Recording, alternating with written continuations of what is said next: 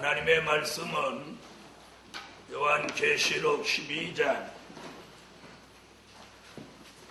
어저께 2절까지 설명드렸고 오늘 3절부터 설명하겠습니다.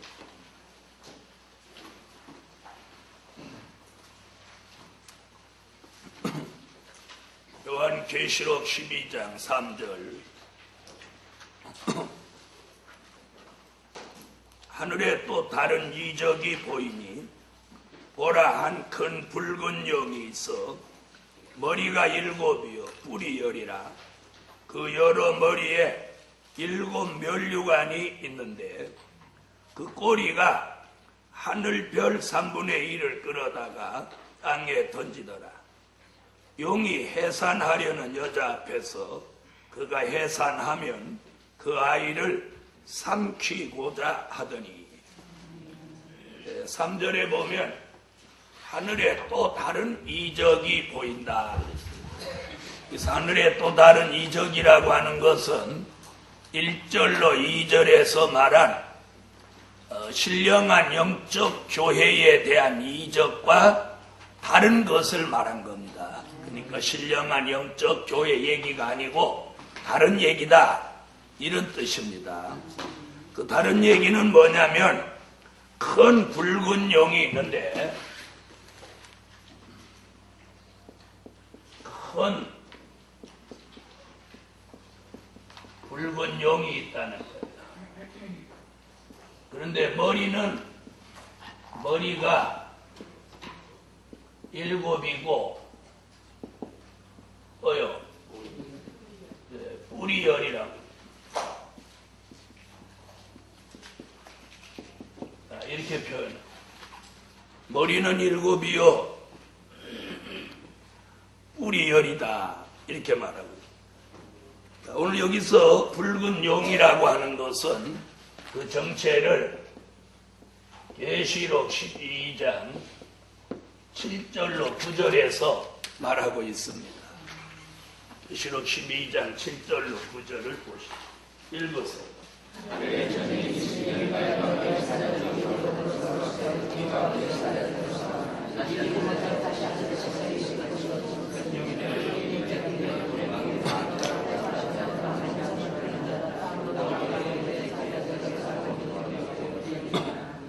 바로 용의 정체, 용이 누구다, 이렇게 용이 누구냐 이렇게 물을 때는 바로 여기서 그 답을 찾는 겁니다.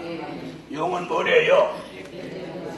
네, 용은 옛 뱀이요, 마귀요, 사단이다, 이렇게 했어요. 그러니까 성경 창세기로부터 쭉 나오면서 창세기에서는 옛뱀, 그 다음에는 마귀, 사단으로 역사하던 이 마귀 세력이 요한계시록에 와서는 이제 뭐가 된 거예요? 용이 된 거예요. 용. 그래서 요한계시록을 모르면 마귀를 용이다, 이렇게 지칭하지를 못하는 거예요. 그래서 마귀 입장에서 보면, 잘 들어봐요. 마귀 입장에서 보면 마귀를 용이다 이렇게 말하지 못하는 종을 영계가 어둡다고 보는 거예요. 누구 입장에서? 마귀 입장에서. 그 다음에 마귀 입장에서 용은 옛뱀 마귀인데 용을 잡는다, 이런 말씀을 전하면 마귀가 깜짝 놀라는 거예요. 왜? 자기의 마지막 정체, 이게 마귀의 마지막 정체, 마귀의 마지막 정체를 알고 있다는 것은 그 종이 요한계시록을 알고 있다는 증거예요. 그래서 마귀가 그런 종을 깜짝 놀라고 두려워해요. 여러분, 자기의 아주 치명적인 비밀을 알고 있는 사람을 누구나 두려워하는 거예요. 그렇죠? 그래서 마귀도 누구를 제일 두려워하느냐? 자기가 용으로 둔갑한 것을 알고 있는 종을 제일 두려워하는 거예요. 그래서 이 큰 붉은 용이 머리가 7이요 뿔이 10이라고 하는 건 용 자체를 설명한 내용이 아니고 자, 머리가 일곱이라는 말은 계시록 13장, 계시록 13장 보세요. 13장 1절을 내다본 말씀이에요. 계시록 12장 오늘 3절은 머리가 일곱이요 한 것은 계시록 13장 1절을 내다본 말씀. 13장 1절 읽으세요. 내가 보기에 바다에서 하수물이 나오는데 물이 열려 머리가 있고 또 불에서는 머리가 되고 그 머리들은 장난들. 역시 뿌리 열이라는 말도 같은 얘기죠? 같은 얘기라. 자, 이 말은 무슨 말이냐면 용의 머리가 일곱이고 뿌리 열이라는 게 아니고 앞으로 용의 지배를 받는 일곱 머리 같은 나라와 열 뿔 같은 나라가 나와서 용의 앞잡이 노릇을 할 것을 내다본 거예요. 그래서 머리가 일곱이라고 하는 것은 무슨 얘기냐면 하나님을 대적하는 대표적인 나라, 대표적인 일곱 나라가 나올 것을 말씀한 거예요. 일곱 머리가 뭐예요? 하나님을 대적하는 대표적인 일곱 나라. 뭐 하나님을 대적하는 나라가 참으로 많지만 대표적인 나라. 그걸 조금 설명을 하면 어떻게 설명을 하느냐면 애굽이라는 나라가 최초의 대적, 아수르라는 나라가 두 번째 대적한 나라, 바벨론이라는 나라가 세 번째 대적한 나라,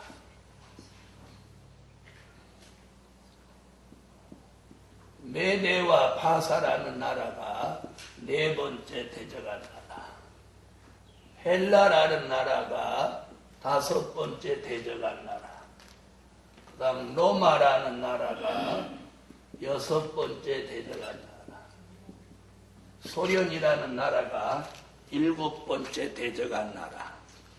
그래서 하나님을 대적한 대표적인 일곱 나라를 이렇게 보는 겁니다.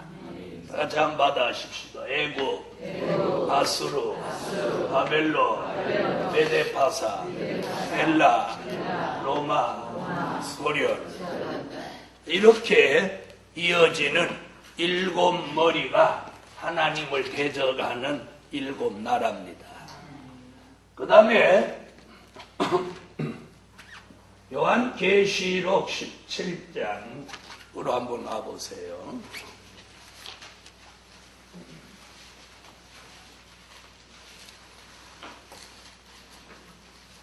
17장 9절로 11절을 보겠습니다. 요한계시록 17장 9절로 11절 읽어보세요.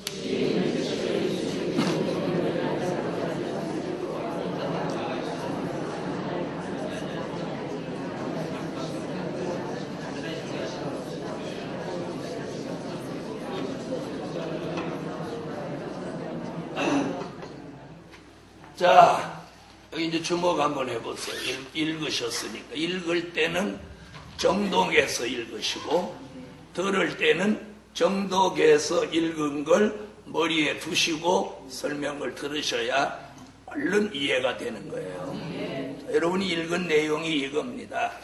여자가 앉은 일곱 산은 일곱 뭐라고?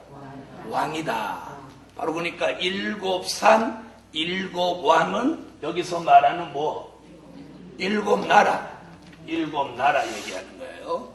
그런데 그 일곱 나라 중에 여러분 읽었죠? 다섯은 망했고, 그러니까 애굽, 아수르, 바벨론, 메데파사, 헬라까지 몇 나라?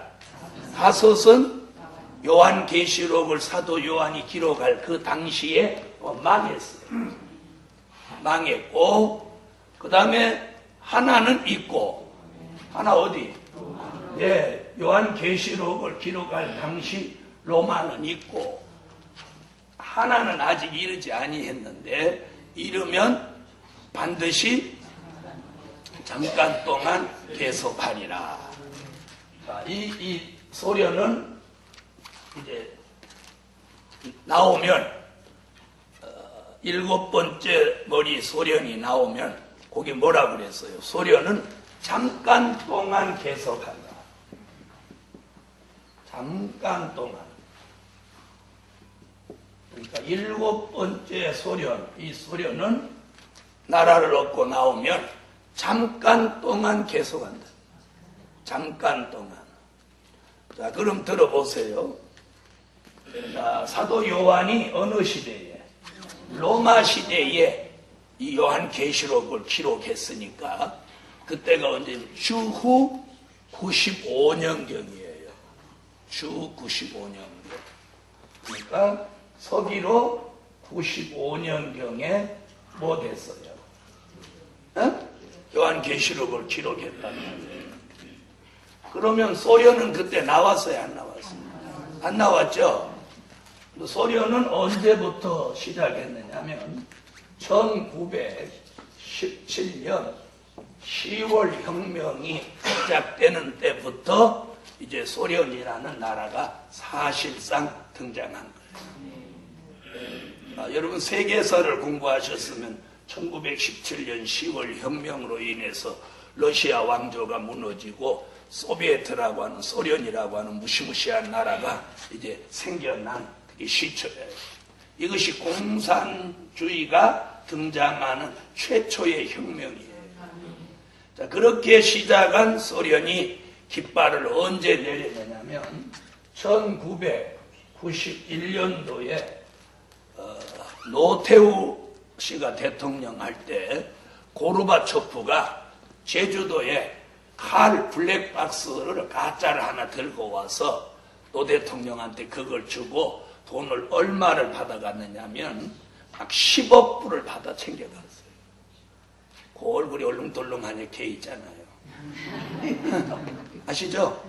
머리는 홀딱 벗겨진 게 여기가 한쪽이 얼렁덜렁해서 그래서 그 사람을 딱 보는 순간 생각나는 게 뭐냐면 청황색만이 생각나요. 저게 얼렁덜렁한 게 저게 일레지 그랬더니 우리나라 본토에도 안 들어오고 제주도에 들려가지고 가짜 블랙박스 지네들이 격추해서 떨어뜨려 놓고 그 가짜 블랙박스 하나 갖고 와서 10억 불하고 가가지고 바로 고르비가 가져가서 10억 가져가서 뭐 했어요? 소련 깃발을 내렸어요. 그리고 자기는 정계를 은퇴했는데 하나님이 그 고르비 부인을 쳐버려서 암으로 죽었어요. 그래서 우리 돈 10억 불 먹고 마늘하고 밥 굶고. 난 그렇게 봐요. 어디 사기칠 데가 없어 와서 여기 와서 사기를 치니까 하나님이 대한민국이 어떤 나라인 줄 아냐? 기도를 빡세게 하는 나라인데 네가 10억 먹고 좋을 줄 아냐? 그래갖고 하나님이 그 마늘한테 암을 때려버리니까 죽어버려.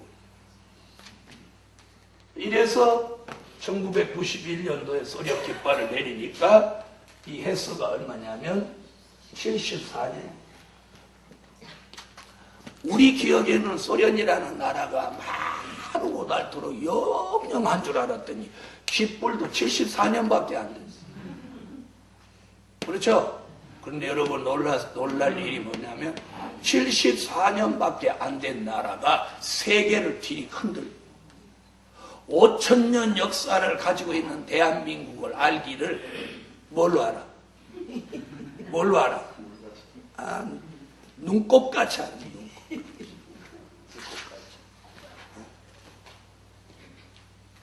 자, 이거 한번 보세요. 74년에 세계의 초강대국이 됐다고 하는 것은 미국이라고 하는 나라도 위대하지만 소련은 더 무서운 나라예요. 미국은 지금 몇 년? 200 몇십 년의 역사가 됐으니까 그럴 만도 하다고 하지만 소련은 시작한 날로부터 망하는 날까지 다 합쳐봐야 74년인데 미국이라는 초강대국과 쌍벽을 이루면서 한때는 미국 시민을 벌벌 떨도록 쿠바라는 나라 밑에다 쿠바라는 나라에다가 핵미사일을 갖다 장착하는 그런 역사적인 사기를 만들었나.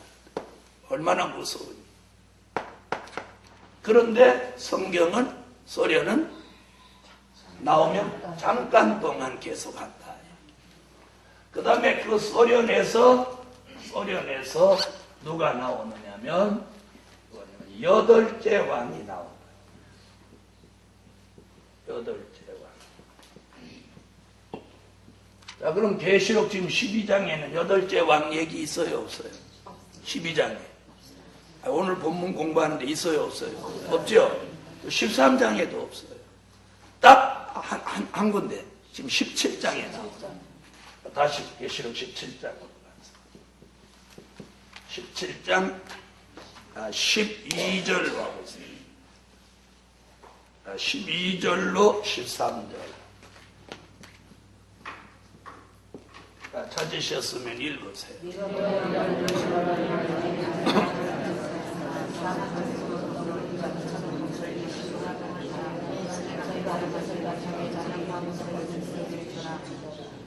아멘. 몇 절?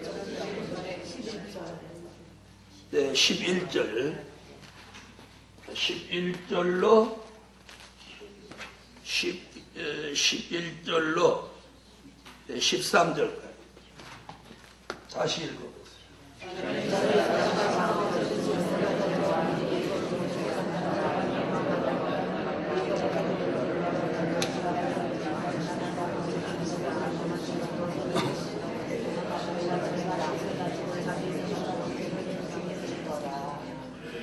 아멘. 여러분, 요한계시록을 깊이 있게 해서 이게 정립이 되면 저는 요한계시록을 보고 이렇게 깨달으면서 재미있는 게 얼마나 많으냐면 요한계시록에 예언한 대로 세상이 바뀌는 거예요. 무슨 얘기인지 아세요? 네. 자, 그럼 들어보세요.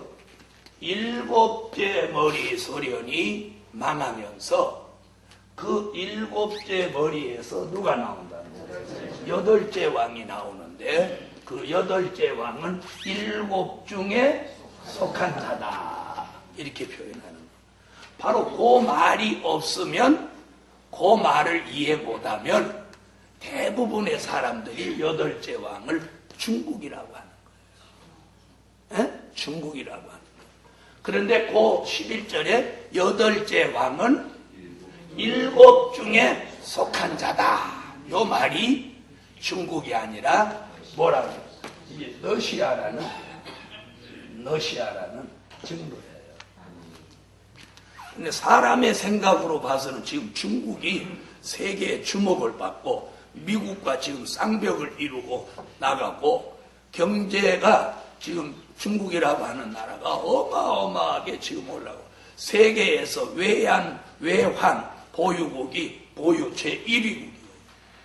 그러니까 달러를 자기네 은행에다가 세계에서 제일 많이 이렇게 쟁여놨다 이 말이에요. 그걸 외환 보유국이라고 하는데 중국이 최고로 많이 해요. 그런데 요즘 들어보면 러시아 얘기는 없죠. 러시아 얘기 없죠. 없단 말이에요. 러시아 얘기는 없어요. 가끔 푸틴이 세운 대통령하고 서로 기분이 언짢아서 어쩌고 한다 그런 얘기뿐이다. 예. 그런데 여러분 우리가 그 러시아를 무시하면 안 돼요. 소련이라고 하는 깃발은 내리고 러시아라고 이름만 바꿨을 뿐이지 지난 구소련 74년 동안에 그 세계를 흔들던 초강대국의 그 저력을 절대로 무시합니다. 절대로 무시합니다.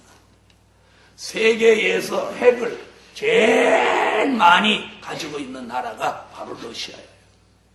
러시아. 그래서 러시아를 우습게 보면 안 되는 거예요. 웃겨서 하면 우습게 보시는구나. 그래서 성경은 현실은 중국이 뜨고 있는데 성경은 러시아를 여덟째 왕이라고 그래서 여덟째 왕이라는 이 말은 무슨 말이냐면 앞으로 이 나라가 세계의 패권을 쥔다는 거예요. 여덟째 왕이다 이런 말. 그래서 다니엘서 7장을 보면 세계의 모든 강대국이 다 이 나라 발 앞에 무릎을 꿇고 수정통치 시대가 온다는 것을 예언하고 있어요. 그러면서 이 여덟째 왕이 나오면 무슨 일이 생긴대요? 열불이라고 하는 이 나라가 여덟째 왕의 비호를 받으면서 열불이 나오는데 이 여덟째 왕의 수족같이 움직이는 몇 나라가? 10나라가 나라를 얻고 나온다는 거예요.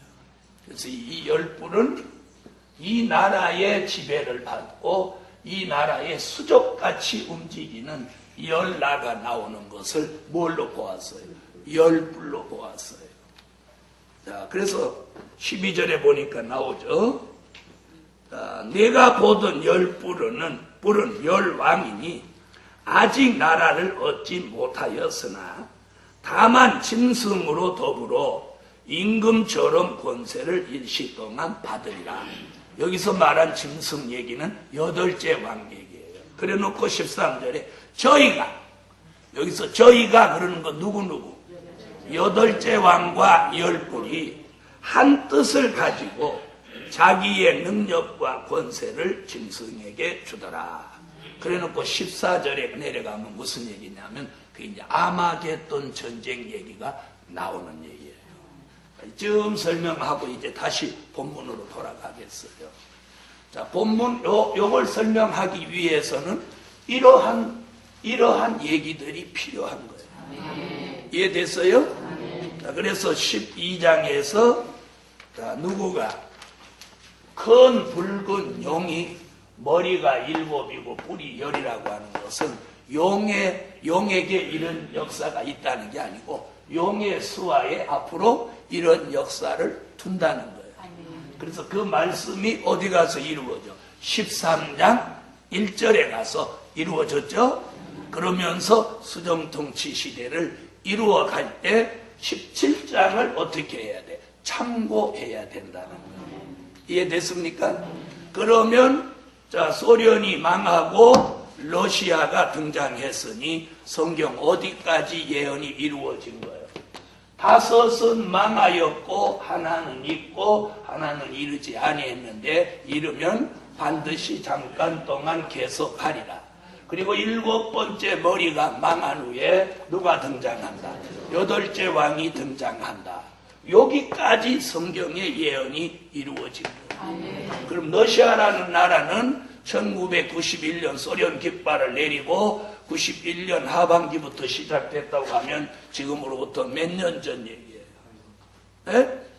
18년 됐어요 벌써. 러시아라는 나라가 지금 얼마 안 된 것 같은데 벌써 18년. 그러니까 러시아가 8째 왕이 된다고 하는 얘기까지 지금 안 이루어졌죠. 8째로 나온 거야. 뭐는 아직 못 된 거야. 왕은 아직 못 된 거야. 왕이 되면 세계의 패권을 잡는 거니까 8째로 나온 지가 18년째. 성경이 정확하게 말하면 성경이 여기까지 응하여졌어요. 그럼 러시아라고 하는 나라는 그러면 결국 지금 18년 동안 오면서 앞으로 뭘 준비하나요? 왕이 되기 위해서, 즉 세계의 패권을 쥐기 위해서 계속 준비한다는 거예요. 그래서 제가 오래전에 푸틴이 대통령으로 있을 때 제가 푸틴을 주목해 보시라고 그랬죠. 했어요, 안 했어요? 푸틴 대통령을 몇 번 해먹었어요? 연임을 했어요. 연임을 하고 러시아의 법이 계속 해먹을 수 없으니까 들어가더니 계속 해먹을 수 있는 게 뭔가 하고 생각해 보니까 총리거든요. 그러니까 총리로 딱 자기가 총리하면서 자기가 길러오는 자기 제자를, 자기 수하 같은 사람을 대통령을 허수아비로 또 앉혀놓고 지가 총리해요. 이게 말이 됩니까? 대통령 하다 총리하는 게 말이 되냐고요. 말이 돼요, 안 돼요? 뭘 안 돼요, 해먹는데. 다른 사람한테는 말이 안 돼요. 여러분 같으면 여러분 대통령 하다가 대통령을 연임 2번이나 거듭해 먹었는데 총리 하실랍니까? 그럼 이놈이 너 죽을래? 그러지. 대한민국에서 대통령 하다 총리 하신 분 있어요? 없어요? 없죠?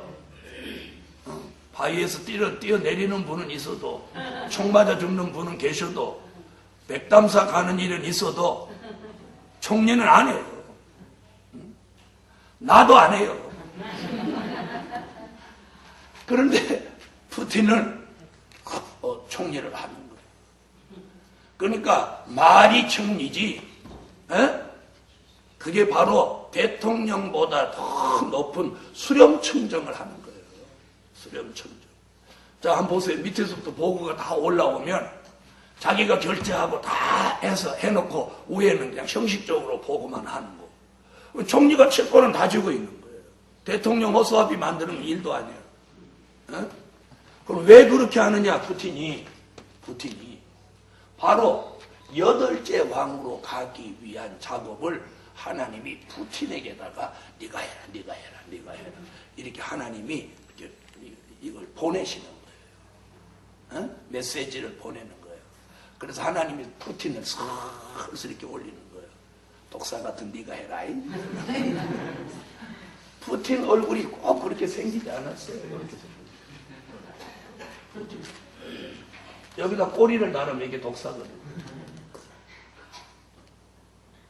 네. 그래서 앞으로 푸틴의 행보를 우리가 주목해 보아야 돼. 한때는 기름값이 천정부지로 올라가므로 러시아는 국회유를 팔아가지고 러시아 중앙은행이 돈 감당을 못하던 때가 있어. 돈 감당. 그러니 푸틴이 막 입이 이렇게 찢어지지 않아요.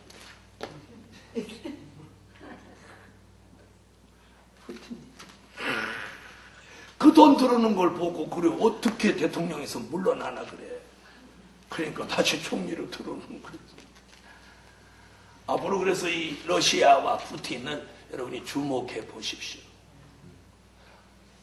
관심 없구만. 아이고 8째 왕이고 7째 머리고 가네. 아이고 시온의 성에나 그냥 이번 주에 한 연령 얹었으면 좋겠다. 내려가고 올라가기도 싫고. 여러분 눈빛을 보니까 기대하십시오. 오늘 신문 아직 안 읽어봤는데 오늘 동아일보 머리 기사를 보니까 서해안에서 갑자기 중국 어선들이 어제 밤 오늘 새벽에 기해서 싹 다 사라져버렸다. 뭐겠어요? 북한이 중국에다가 무슨 일을 할지 모르니까 빨리 어선 철수하라 그래. 배 하나도 없이 꽃게잡이 하다가 싹 다 철수했다. 그래서 해군이 지금 긴장해가지고 함정들 서해에다가 지금 급파해놨다. 오늘 아침 머리기사 보니 그렇게. 여러분 생각에는 그냥 여기 온 길에 성산에 올라온 길에 시온의 성에 치르고 갔으면 딱 좋겠죠. 여러분은 그러니까 나빠. 서울에 있는 가족은 어떻게 하고 죽든지 말든지. 참 여러분은 독하다.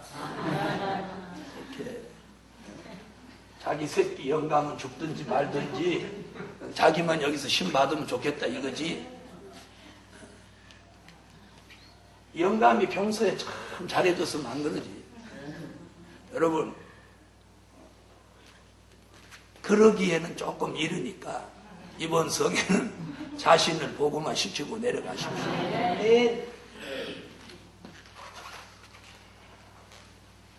사람들은 조금 생각이 있는 사람들은 성에 이렇게 올라와 가지고 내가 무슨 말을 하는지 입을 열어요.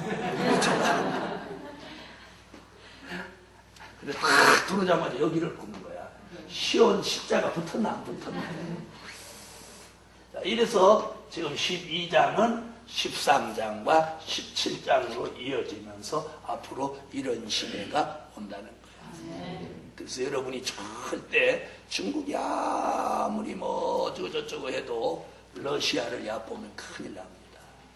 그래서 러시아의 그 구소련이 74년 동안 닦아놓은 그 저력.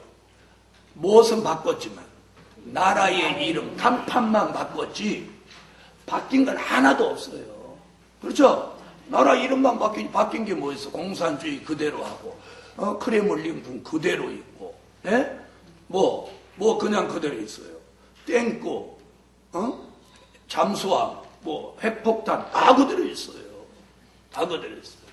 그래서 이 나라가 앞으로 8째 왕으로 등장한다는 거예요. 자, 그 다음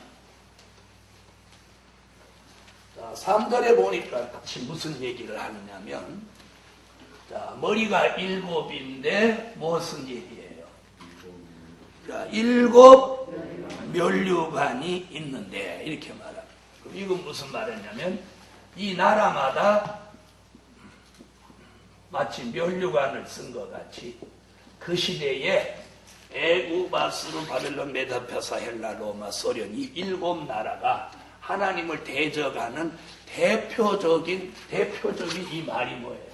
마치 면류관을 쓴 최고의 승리자의 나라와 같다는 표현입니다. 이해되셨죠? 그 다음 4절로 가겠습니다. 그 다음에는 용 얘기로 다시 들어갑니다. 자, 무슨 누구 꼬리가 자, 이제 7머리 10뿔 얘기는 그 3절에서 끝을 일단 내고 용의 꼬리 얘기하는 거예요. 용의 꼬리. 이 용의 꼬리. 자, 표현은 이렇지만 우리가 알고 있는 여의주를 목에 입에 물고 이렇게 용이 꼬리 있고 그런 용 얘기가 아니에요. 무슨 말인지 알아들으셨죠? 그거와 비유한 거예요. 그럼 용은 뭐예요? 뱀, 마귀, 사단이라는 거죠. 그러니까 사단의 꼬리라고 하는 건 무슨 말이에요? 이 마귀 세력의 무엇 같은 말단 세력, 꼬리라고 하는 건 말단이에요. 최말단, 마귀 역사의 최말단 세력이 무엇 한다고요? 하늘별 3분의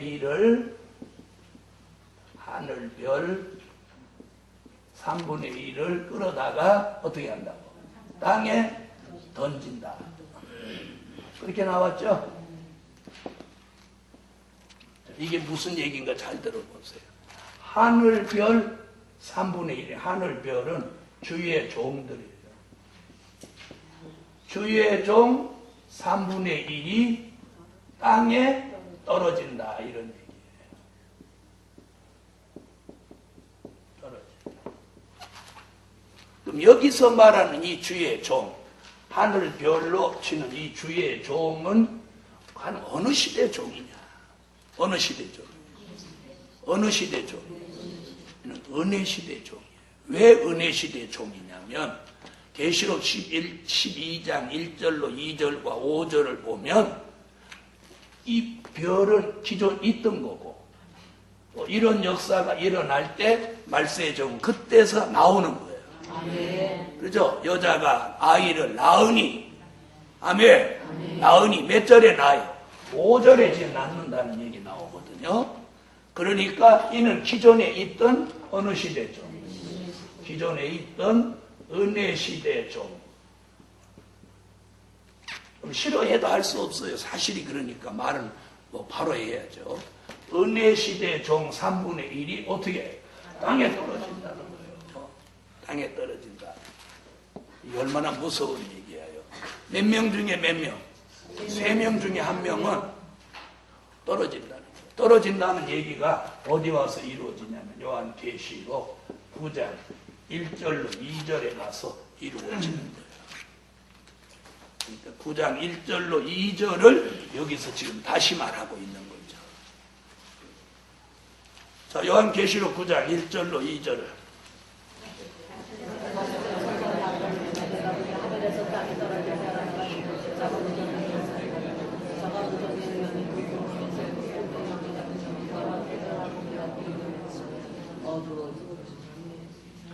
아멘. 아멘. 자, 어떻게 된대요? 그 땅에 떨어진 별이 있는데 그 말씀은 지금 어디하고 뜻을 같이 하는 거예요? 계시록 12장 몇 절? 4절과 뜻을 같이 하는 거예요. 그래서 앞으로 주의 종들이 무수히 떨어진다는 거예요. 그럼 별은 어디에 있어야 별이야? 하늘에 있어야 별인데 별이 땅에 떨어졌다. 그러면 이는 별이 아닌 거예요. 그럼 이것이 무슨 말이냐면 주의 종들이 진리에서 탈선한다.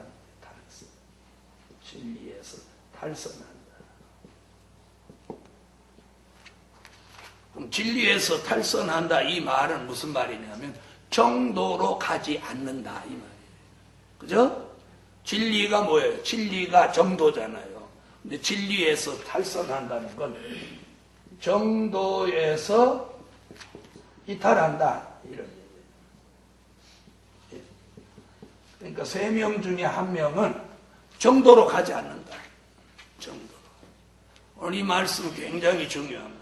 여러분, 저와 여러분도 오늘 중요한 게 우리가 정도로 가야 돼요. 정도로 가지 않으면 진리에서 탈선합니다. 자, 한 예를 들어드리면 열차가 어디로만 가야 돼요? 레일이 깔아져 있는 철로로만 가야죠. 철로에서 이탈하면 탈선하면 전복사고가 일어나서 많은 희생자가 나오는 거예요. 바로 그 이치와 같은. 이것을 성경은 뭐라고? 떨어졌다. 그럼 떨어졌다 이 말은 이렇게 붙었다가 떨어졌다 이 말이거든요. 그럼 무슨 얘기냐면 하나님과 무슨 관계? 영적 관계가 끝이 났다. 이렇게 표현할 수 있어요. 한마디로 쉽게 말하면 떨어졌다. 떨어진 별이 된다는 건 하나님과 영적 관계가 끝이 났다. 그러면 사실상 하나님 편에서는 그 사람이 뭐가 아니야? 주의 종이 아니야. 이런 일이 세계의 기독교 전체에서 3분의 1이 하나님과 영적 관계가 끝이 난 종들이 나온다는 게 성경이에요. 그럼 이걸 지금 주의 종들이 안다면 어떻게 해야 돼요? 긴장해야 돼요. 못하지 않기 위해서. 떨어지지 않기 위해서. 바로 잘 들어보세요. 그럼 이런 종을 과거의 역사 속에서 찾는다고 하면 바로 엘리 제사장 같은 사람이다. 이렇게 표현할 수 있어요. 엘리 제사장 같은. 그런데 엘리 제사장 그늘에서 사무엘이라고 하는 신령한 종이 나온다. 아멘. 이것을 상고하자. 그런데 여기 지금 12장에서도 그 얘기가 나오는 거예요. 4절같이 하늘별 3분의 1이 땅에 떨어질 때 5절같이 남자아이가 나오는 거예요. 남자아이 해산. 권사님 눈 뜨고 이거 보세요. 남자아이를 해산하는 거예요. 한쪽에서는 뭐 떨어지고 하늘별 3분의 1이 떨어지고 한쪽에서는 새로운 신령한 새로운 종의 등장이 예언하고 있습니다. 누가 들어가니까 사무엘이 나오더라. 엘리 제사장이 들어가니까 사무엘이 나오더라. 여러분, 오늘 이 시대가 지금 그런 시대예요. 자, 그럼 엘리 제사장이 어떤 사람이에요? 그 당시에 영적으로는 하나님과 영적 관계가 끝이 났는데도 사람들에게는 대단한 힘을 가진 사람. 뭘 가지고 있어요? 3대 직분을 가지고 있어요. 사사, 제사장, 선지자. 이렇게 3대 직분을 확 쥐고 사람을 죽일 수도 있고 살릴 수도 있는 막강한 힘을 엘리 제사장이 가지고 있다. 그렇지만 하나님은 누구에게? 이 엘리에게 역사하시지 않고 하나님이 하시고자 하시는 일을 엘리에게는 숨기고 사무엘에게 나타내 주셨어요. 그러면 그 당시 어린 사무엘이 내가 하나님의 비밀 받았다 그럼 이스라엘 민족이 아멘 했겠어요, 안 했겠어요? 도리도리 지면서 엘리 제사장을 쳐다보지 않았을까요? 그랬겠죠? 그랬을 거예요. 그런데 재밌는 건 엘리 제사장이 사무엘에게 하나님이 네게 보여주신 비밀을 내게 말하지 않으면 너는 저주를 받을 것이라고 그랬어요. 그 비밀을 알고 싶어 했단 말이에요. 그렇죠? 잘 들어보세요. 그래서 사무엘은 착하고 어리고 경험이 없으니까 말했어요, 안 했어요? 말했죠. 왜 말했어요?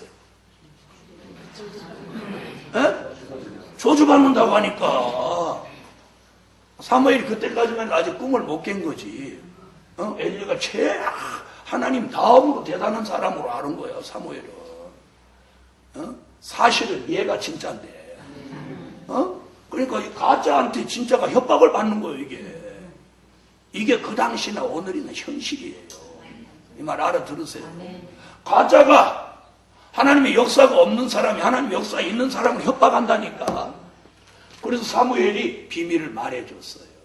저는 여기서 뭘 깨달았느냐면 그 비밀이 엘리 제사장과 관계된 비밀이 아니고 무슨 특별한 비밀이었다면 엘리가 선포했을까요? 안 했을까요? 막 선포하고 지가 받은 것 같이 했을 거예요. 그렇죠? 그러려고 너 나한테 그 말 안 해주면 저주받는다 이랬는데 의외로 자기 집안에 대한 비밀이니까 엘리가 이 뭐예요? 입에 잡글을 딱 채우고 가만히 있는 거예요. 왜? 그 말 하면 어떻게 돼요? 그 말 하면 어떻게 돼요? 그 말 하면 엘리 제사장이 그동안 가지고 있던 권위고 뭐고 다 그냥 박살나는 거지. 그럼 이스라엘 민족이 막 들고 일어나고 엘리 물러가라 빨간 띠 튀고 엘리는 물러가라 사무엘 나와라 막 그러지 않겠어요? 그때나 이때나 뭐 인간이 다 거기서 거기지. 그러니까 그걸 우려한 엘리가 딱 입을 봉한. 여러분, 그러면 엘리 제사장은 하나님이 자기와 함께 하지 않는 걸 알았을까요? 몰랐을까요? 알았어요. 어찌 알았어요? 얼마나 다급하면 그걸 조막대기만 하면 그 아이한테 그 말을 나한테 안 하면 저주받는다 이렇게 했겠어. 그런데 여기서 우리가 주목할 문제는 이미 하나님이 자신에게 역사해 주지 않는다는 사실을 알고도 그가 회개하지 않고 무릎 꿇지 않고 하나님 앞에 금식하지 않고 매달리지 않았다는 이 사실을 저와 여러분이 주목해야 돼요. 아멘. 무슨 얘기인지 아세요? 자, 그럼 이 사람이 참 그때까지만 해도 바른 신앙관을 가지고 있다면 어떻게 해야 돼요? 그런 비밀이 안 나타났을 때 하나님 앞에 부르짖어야 하고 사무엘로부터 그런 계시가 나타났다고 했을 때 어떻게 해야 돼요? 전 가족을 모아놓고 뭐 했어야 돼요? 금식을 선포하고 우리 모두 회개하자 이렇게 했어야 되는데 성경 그 뒤를 읽어보면 엘리가 여상히 의자에 앉아가지고 이러고 있었어요. 몸은 비대해지고 또 눈은 흐렸더라 그랬어요. 그게 뭘 의미하는 거겠어요?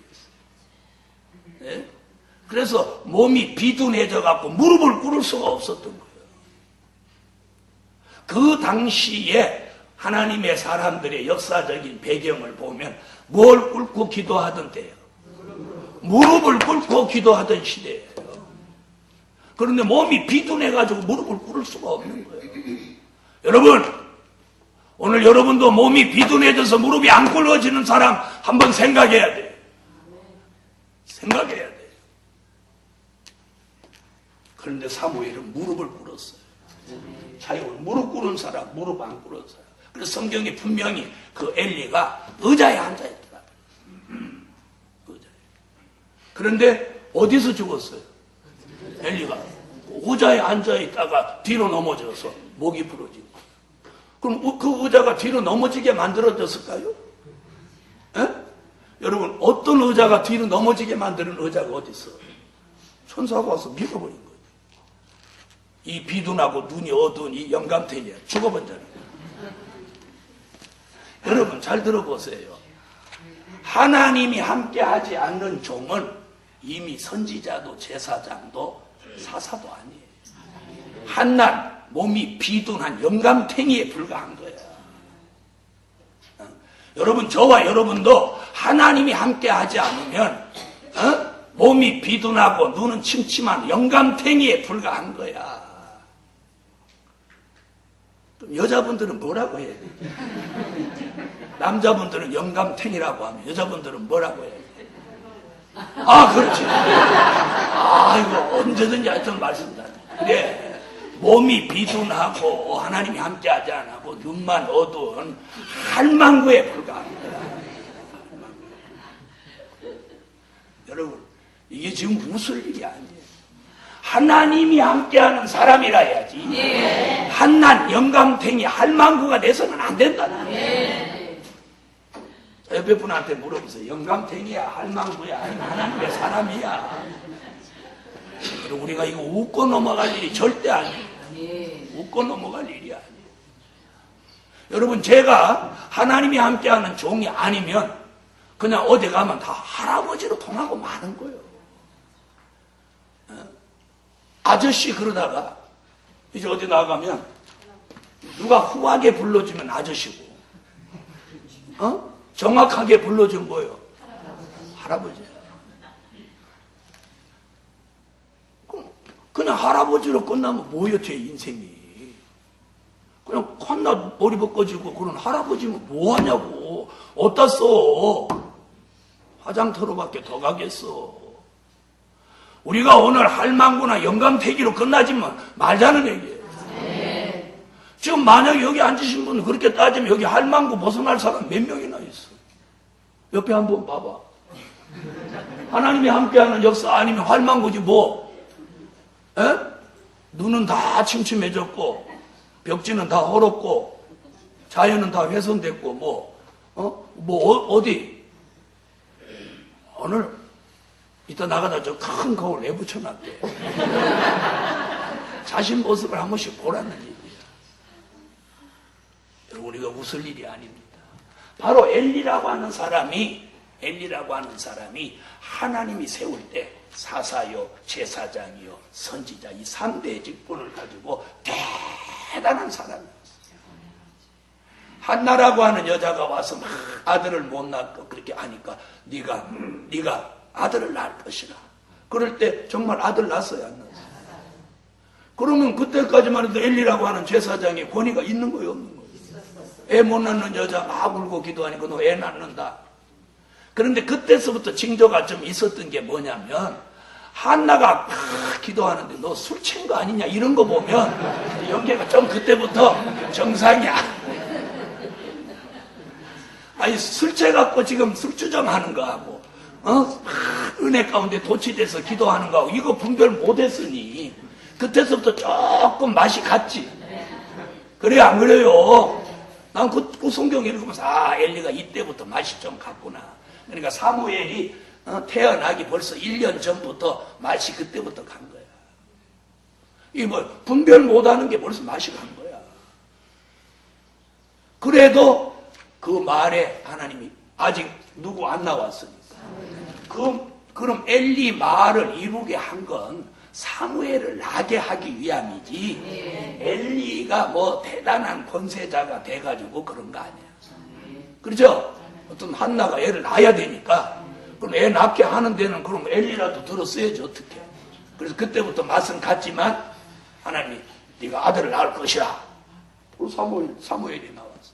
그렇게 태어난 사무엘이 자기 자리를 뺏을 줄 누가 알았겠어.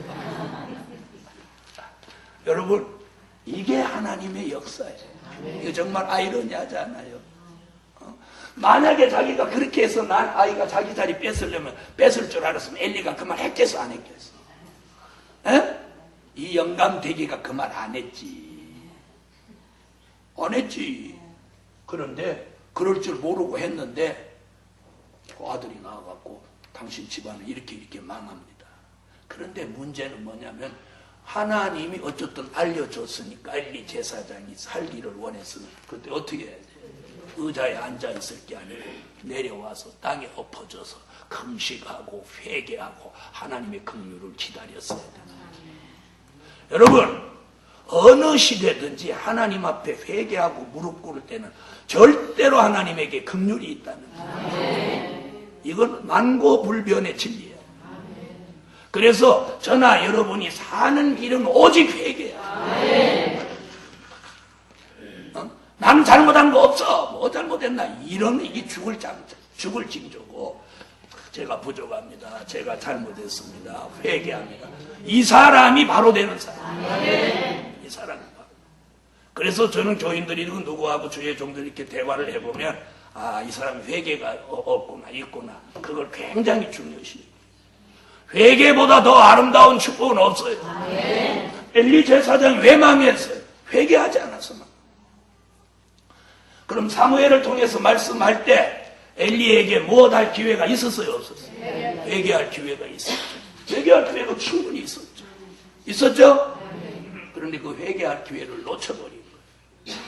여러분, 오늘 이 공부하면서 별이 일단 떨어지면 끝장이에요. 다시 붙일 수는 없어. 그렇죠?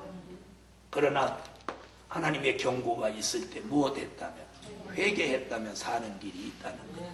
그럼 이 말씀대로라면 앞으로 몇 명 중에 한 명은, 3명 중에 한 명은 떨어지는 별이 되도록 무엇되어 있다? 예정되어 있다. 이게 얼마나 무서운 얘기인지 모릅니다. 이게 얼마나 무서운 얘기.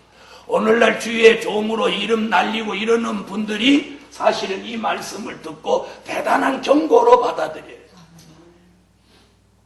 그러면 이 3분의 1 누군지는 모르지만 하나님 보좌에는 그 명단이 나와 있겠죠. 그죠? 너는 아무 점기 가서 떨어져라. 너는 아무 달에 떨어져라.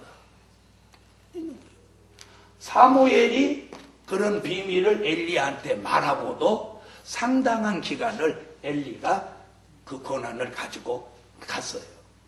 그죠? 오늘 여기서 자꾸 엘리 얘기하는데 오늘 현실과 비춰서 우리가 잘 알아야 되는 것이, 잘 들어보세요. 이 엘리 제사장이 사실은 하나님의 바른 종이라면 어떻게 했어야 돼요? 은퇴를 해야 돼요. 그렇죠? 이스라엘 다 모아놓고 나는 이미 나이 많고 몸이 비둘해지고 하나님의 역사가 사실로 없다. 그래서 우리 집안은 지금 망하게 됐는데 오늘부터 우리 집안은 전부 금식하며 회개로 들어간다. 그리고 이 시대의 선지자는 사무엘이다 하고 이렇게 아름다운 은퇴를 했어요.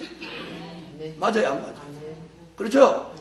그런데 분명 사무엘의 경고 말씀을 전해 들으면서 엘리가 충격은 받았겠죠. 그렇죠? 그런데 그 다음에 제사장으로서, 선지자로서, 사사로서 온전한 조치를 하지 못했다는 거예요. 못했다는 거예요. 자기 가족을 모아놓고 하나님의 계시를 말한 적도 없고, 그렇죠? 말한 적도 없어요. 말한 적도 없어요. 그러면서 그 집안에 망할 징조가 뭘로 나타났어요? 자식들이 뒤집어지는 일을 저지르기 시작하는 거예요. 이래서 집안이 안 되려고 하면 자식이 아주 망할 징조로 가는 거예요. 네, 그 얘기는 뭐 여러분이 잘 아는 거예요. 그런데 저는 엘리가 왜 그랬을까? 회개하고 하나님 앞에 매달리지 않았을까?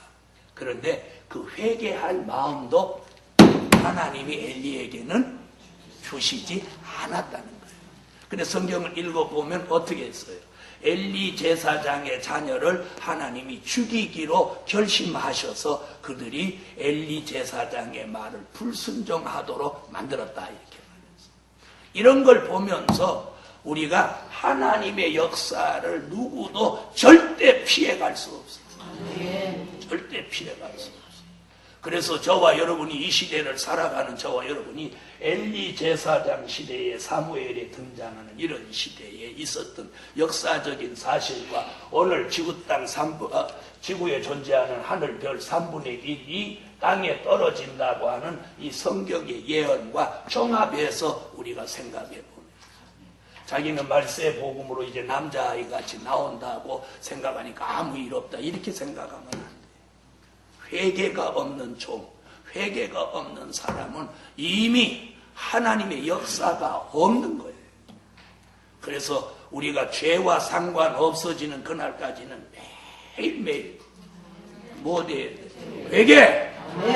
회개. 이 가운데 회개 안 하시는 분이 계시다면 오늘 그 마음을 바꿔야 돼. 그래서 아까 말씀드렸죠.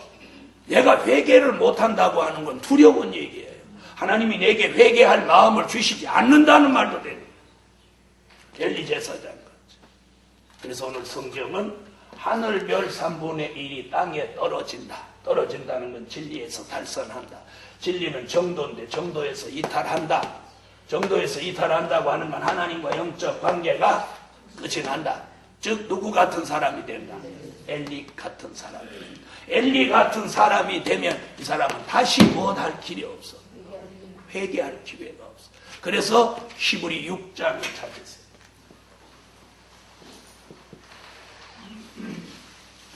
히브리서 6장 한번 와봐요.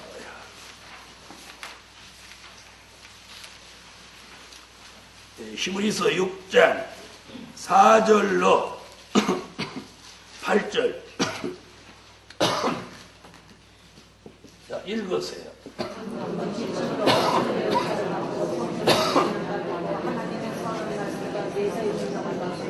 타락한 자들은 다시 세대와 연결되어 할수 없다는 자기가 남의 아들을 다시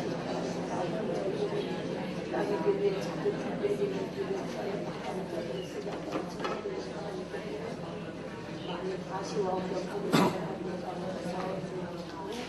자, 간단하게 말하면 예수 믿고 회개하고 하늘의 은사를 맛보고 거듭나고 중생한 사람이 다시 타락하면 다시 회개케 할 수 없다고.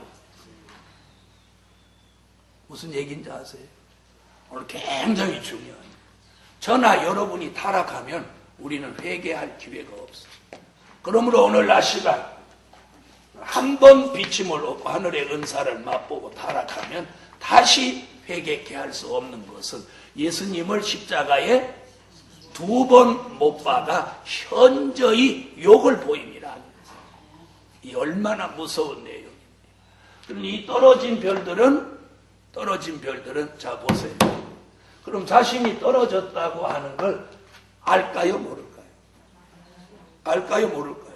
바로 그 얘기는 엘리 제사장이 하나님의 역사가 자신에게 없다고 아는 거나 똑같아요. 자 보세요. 만약에 엘리 제사장이 하나님의 역사가 자신에게 있다면 사무엘을 협박하지 않습니다. 자기가 기도해서 하나님의 계시를 받지. 맞아요 안 맞아요? 너 계시 받아라. 내 계시하고 맞춰보자. 아멘 안 하는 거 같아요. 엘리가 자신이 있으면 그랬을 거 아니에요.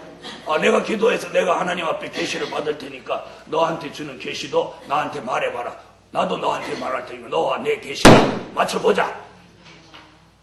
이렇게 할 건데 엘리 제사장이 네가 그 계시를 보고 내게 말하지 않으면 네게 저주가 내릴 것이다. 이 말은 무슨 말이에요? 엘리 제사장이 하나님의 계시를 알려고 기도할 마음 자체도 없었다는 거예요. 이미 그건 뭐예요? 자기 자신에게 하나님의 역사가 없음을 아주 정확하게 확신하고 있었다는 물증이에요. 그렇다면 이걸 예표로 한다면 이 별이 땅 떨어지는 거 자신이 하나님의 역사가 없다는 거 알까요? 모를까요? 안단 말이에요. 그런데 아는데 왜 계속 유명세를 가지고 일을 하냐? 이게 뭐예요? 엘리 제사장이 죽는 날까지 그걸 못 내려놨어요. 무슨 말인지 알겠어요? 한번 생각해 보세요. 엘리가 그 3대 직분을 가지고 있으면 나가면 그냥 사람들이 설설 기는데 그걸 내려놓으면, 아까 얘기했죠. 평범한 영감탱이로 돌아가는데, 그걸 어떻게 내려놓겠어요? 바로 이것이 화를 부르는 거예요.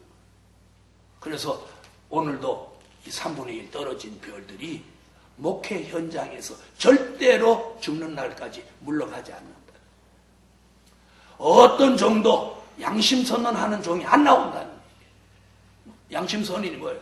난 하나님의 역사가 없으니까 내가 아직 정년 안 됐지만 내가 현장에서 물러간다. 앞으로 신령한 종들이 나와서 주의 일을 해야 된다. 이렇게 양심선언하는 종이 동서고금 지난 역사에도 없었고 앞으로도 없다는 얘기예요. 무엇하기까지? 떨어져 죽는 날까지. 떨어져서도 여상히 무슨 물을 내면서 쓴물도 내고 흑암도 내고 거품도 내면서 마지막까지 간다는 거예요. 이것이 사실 어떻게 보면 굉장히 비참하잖아요. 비참하잖아요. 여러분, 우리는 이 공부하면서 이 비밀을 깨닫면서 오늘 여기에 해당되지 않는 종의 축복을 받으시잖아요. 네. 할렐루야. 네. 다시 4절로 가보세요. 자, 이번에는 용이 해산하려는 여자 앞에서 그가 해산하면 그 아이를 삼키고자 하더니, 자, 마귀가 한편으로는 기존에 있던 종들을 어떻게 하고 떨어지게 하고, 그렇죠? 떨어지게 하고, 한편으로는 떨어지게 하고, 또 한편으로는 무슨 얘기예요? 에? 새로이 등장하는 누구를?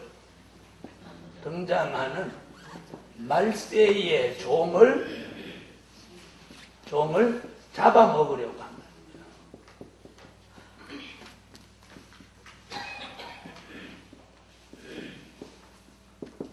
자, 한번 이거 생각해 보세요.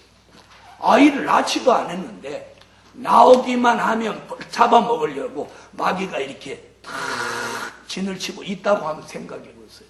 그런 상태에서 이 남자아이 말세의 종 사명자가 이렇게 나와야 되는 현실이 얼마나 이 두려운 현실이에요. 과거에 모세라고 하는 선지자가 나올 때 그런 일이 있었어요. 남자 유태인의 여자들이 아이를 낳았는데 여자아이가 나면 살려두고 남자아이가 나면 낳자마자 탯줄 끊고 바로 갖다가 어디다 집어넣어? 나일강에다 갖다 받쳐 죽어버리는 거예요. 요만한 걸 그냥 나일강에다 또 던져버리는 거예요. 네. 그런데 하필 그런 때 모세가 나오는 거예요. 참 희한하죠. 그렇죠?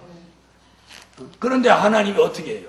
그 모세를 애굽 바로 왕궁에 갖다 집어넣어서 하나님 키우는 거예요. 그러니까 우리가 여기서 뭘 깨달아야 되느냐? 안 죽을 사람은 아무 때나 태어나도 안 죽어요. 죽을 사람은 또 의사가 다 동원되고 무슨 일이 있으면 다 할 준비해도 나오자마자 자기 태로 목을 감고 죽어버려.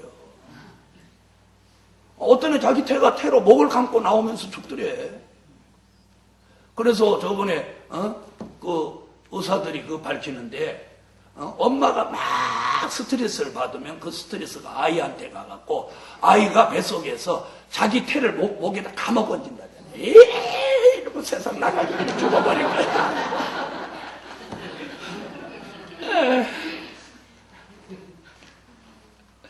그래가지고 아이가 이렇게 목에다 태를 감고 새파랗게 사산에서 나온다잖아요. 그래서 그걸 의학적으로 분석해 보니까 그거래요. 막 스트레스를. 그러니까 요만해도 죽고 싶다는 생각을 가진다는 거예요. 에? 아셨죠? 여기 계신 분들은 뭐 옛날 그런 군번은 아니시니까 뭐 신경 쓸 일은 없지만 지금 무슨 얘기 하려고 하느냐? 바로 이 새로이 등장하는 말세의 종도 남자아이로 지금 이제 등장하는데 용이 여기 딱 앉아가지고 이걸 잡아먹으려고 이렇게 있으니까 그 자체가 뭘 받아?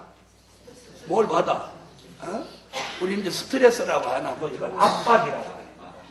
압박. 또 고난. 압박, 고난을 받는 거예요. 받겠죠? 받는단 말이에요. 그러나 압박과 고난은 있어도 남자아이는 안전합니다. 할렐루야. 그러니까 꼭 이런 때 이 아이가 나오는 거예요. 자, 그럼 한번 보시죠. 그리고 지금 4절 얘기가 그예요. 그가 해산하면 그 아이를 삼키고자 하더니 5절 여자가 아들을 낳으니 자 무사히 낳죠? 그런데 삼키려고 하는데 아이를 낳자마자 그 아이는 하나님 보좌 앞으로 올려가더라. 그럼 이게 무슨 말이냐? 뭐 낳자마자 올라가냐? 남자아이를 낳는데 낳자마자 올려가더라. 이 말은 무슨 말이냐면 말세의 종이 주의 종 노릇을 하는 기간이 오래지 않다는 거죠. 이 말 무슨 말인지 알겠어요? 네. 그래서 하나님의 입맞은 종의 수가 다 차면 얼마를 다시 예언하고 3년 반을 다시 예언하고 올라가 버리는 거예요. 올라가는 거예요. 네. 그럼 그 전에 저같이 이렇게 목회를 하는 종도 있지만 하나님의 입맞은 종은 목회가 목적이 아니고 다시 예언이 목적이에요. 다시 예언. 무슨 얘기인지 아시죠? 자, 그럼 한번 보세요. 자, 여자가 아들을 낳으니 이는 장차 철장으로 만국을 다스릴 남자다. 자, 이 남자아이는 앞으로 장차에는 무엇으로? 네? 철장으로 만국을 다스릴 남자다. 이게 무슨 말이냐? 철장 권세입니다. 철장 권세. 아멘. 그럼 이 말씀 계시록 12장 5절의 예언은 어디 가서 이루어지느냐면 이 예언이 계시록 19장 14절로 15절에 가서 이루어집니다. 자, 그러니까 장차 철장으로 만국을 다스릴 남자다 하는 얘기는 장차는 어디 가서? 계시록 19장에 가서 한다는 거예요. 아멘. 그럼 그 19장에 가서 할 철장 권세 얘기를 10편, 2편, 9절에서도 말했고 요한계시록 2장 26절, 27절에서도 마지막에 사명자에게는 무슨 권세? 철장의 권세를 주신다고 했습니다. 10편 2편 9절.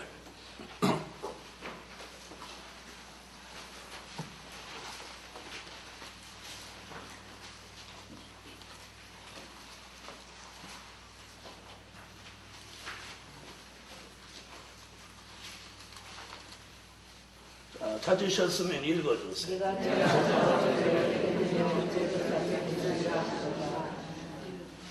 계시록 2장 26절로 27절.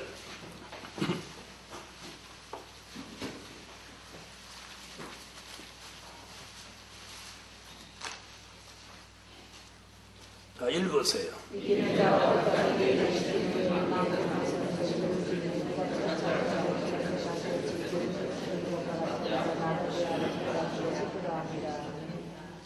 아멘.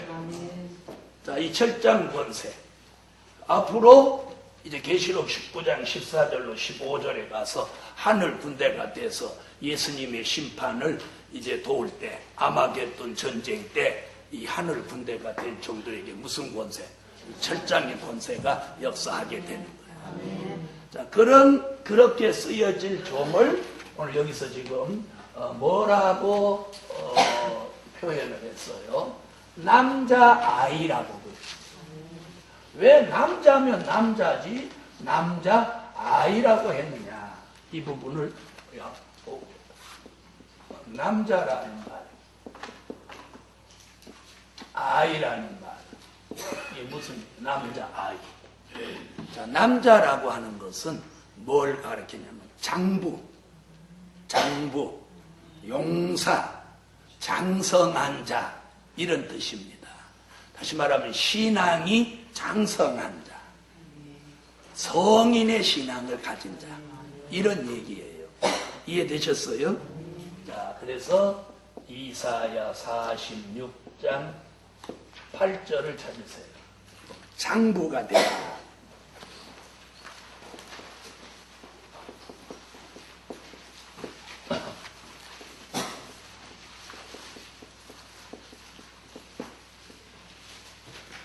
이사야 46장 8절.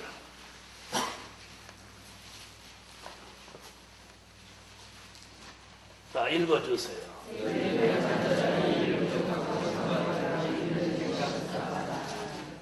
자, 요즘은 그런 말을 잘 안 쓰지만 옛날에는 아이가 성인이 돼갖고 남자아이가 성인이 돼갖고 체격이 우람해지고 건장해졌을 때 아, 너 이제 정말 장부가 됐구나. 그런 표현들을 썼어요. 그랬죠? 지금은 그런 용어를 잘 안 쓰죠. 그런데 선지서에는 지금 장부 얘기를 합니다. 그 다음에 미가서 5장.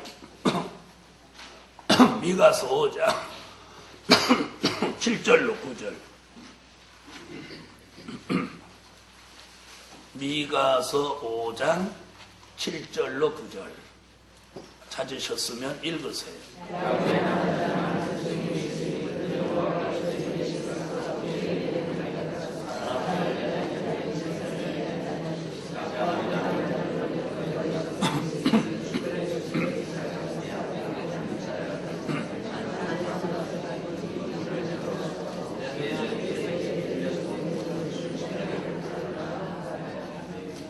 무슨 얘기예요? 무슨 얘기죠? 젊은 사자 같은 용사의 신앙이 되라는 거예요. 그래서 이런 신앙을 가지면 두려운 게 없는 거예요. 그 다음에 히브리서 5장.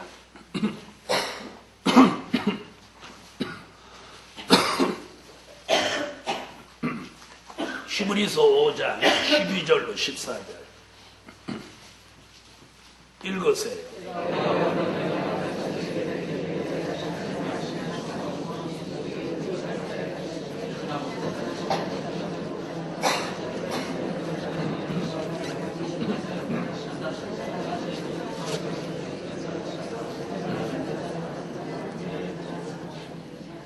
이거는 뭐라고? 장성한 자. 자, 그럼 들어보세요. 장부가 되라, 용사가 되라, 또 장성한 자가 되라. 이렇게 장부, 용사, 장성한 자가 되더라도 아이 같은 순수함을 가진 종이 되는 거예요. 그래서 아이라고 하는 것은 아이 같은 순수함을 가진 종. 순수함을 가진 종. 요새 말로 말하면 뺑치리가 되지 말아라. 그래서 복음서에서 예수님이 뭐라고 그랬어요? 제자들이, 사도들이, 애들이 예수님이 뭐 애들한테 막 사랑해주고 그러니까 막 예수님한테 올라오고 그러니까 막 사도들이 막 뭐라고 내쫓고 뭐라고 그랬어요. 그때 예수님이 그걸 그만 애들을 불러놓고 너희가 천국에 들어가려면 이 아이들 같이 순수함을 가져야 된다고 이렇게 말씀하셨어요. 복음서에 나오거든요. 자, 그러니까 우리가 신앙은 장부가 되고 신앙은 용사가 되고 신앙은 장성한 자가 돼도 그 이면 내면 세계에는 이 어린아이 같이 순수함을 가져요. 순수함을 가져요. 그 순수함이 뭔지 아세요? 아이들은 어른이 이건 뭐야? 이건 이런 거야. 그러면 아이가 뭐라고 해요? 아, 그렇구나. 이렇게 말합니다, 아이들은. 어른들은 뭐라고 해요? 아이고. 이렇게 말합니다. 어른하고 아이들하고 받아들이는 게 다릅니다. 어른은 이렇게 앉혀놓고, 아이, 그렇게 하시지 말고 이렇게 하시는 게 좋습니다. 그러면 어른은 뭐라고 해요? 너나 잘려. 이럽니다. 근데 애들은 절대로 너나 잘해. 그렇게 안 합니다. 뭐라고 합니까? 아, 그렇구나. 아멘 안 하는 거죠. 여러분이 그렇게 순수함을 가진 주의 종이 이렇습니다. 그러면 아멘, 그렇구나 이러란 말이에요. 아닌데 이렇게 하지 마란 말이에요. 아셨죠? 그래서 이 내면 세계에 아이 같은 순수함을 가져요. 순수함. 자, 옆에 분한테 물어봐요. 아이같이 순수하냐고. 옆에 없으면 뒤라도 물어봐요. 아이같이 순수하냐고 물어봐요. 내 얼굴을 봐라. 순수가 어디 있냐. 내가 지금 순수하게 생겼냐? 내가 이래도 처녀 때는 순수하다고 들었는데 그지 같은 영감 만나가지고 영감한테 시달리고 애한테 시달리고 세상에 시달리고 물질에 시달리고 내가 지금 순수하게 생겼냐.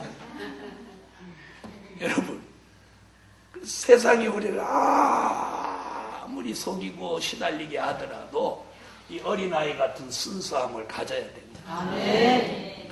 그래서 우리가 이 남자아이, 그런데 그냥 쬐끄만 아이 이런 얘기가 아니란 말이에요. 무슨 얘기인지 아셨죠?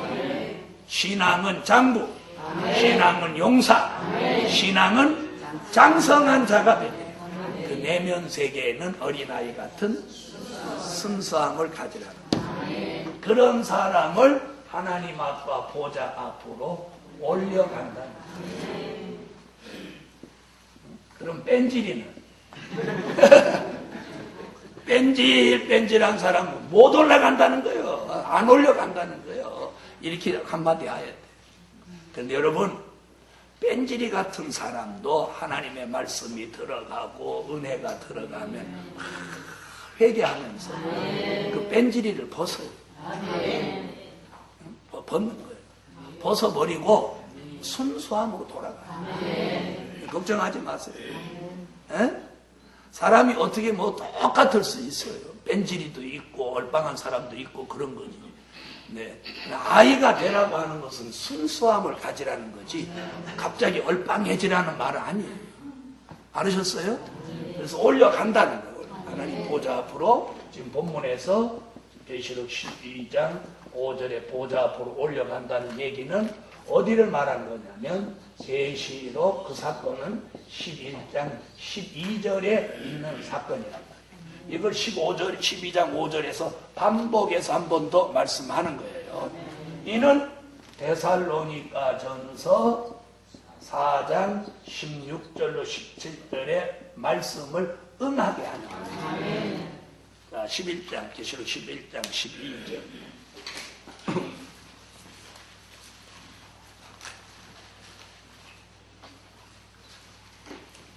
자, 찾으셨으면 읽으세요.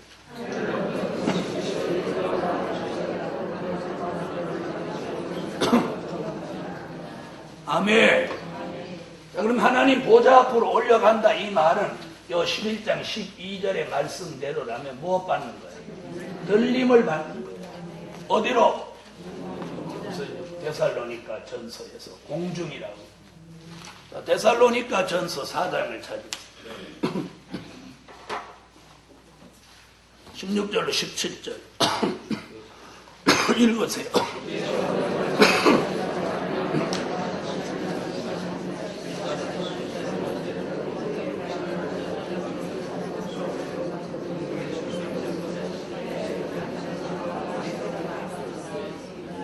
할렐루야. 오늘 우리는 이 축복을 받아야 돼요. 12장 5절까지 설명했습니다. 기도드립니다. 감사의 예물 1,000번째 올렸습니다. 전능하신 하나님 감사합니다. 드려진 물질 응답해 주시는 오늘도 우리의 신앙이 장부 같은 신앙, 용사 같은 신앙, 그리고 장성한 자의 신앙을 가지되 어린아이같이 그 내면 세계는 순수함을 보존하게 하시고 그런 정들을 하나님 보좌 앞으로 올려간다고 했습니다. 들림받는 축복에 참여케 하시옵소서. 오늘은 특별히 주의 종들과 그 가족들이 기도받고 변화받고 자신을 복음화시키고 가정을 복음화시키고 교회를 복음화 시킬 수 있게 하여 주세요. 예수님의 이름으로 기도합니다. 아멘.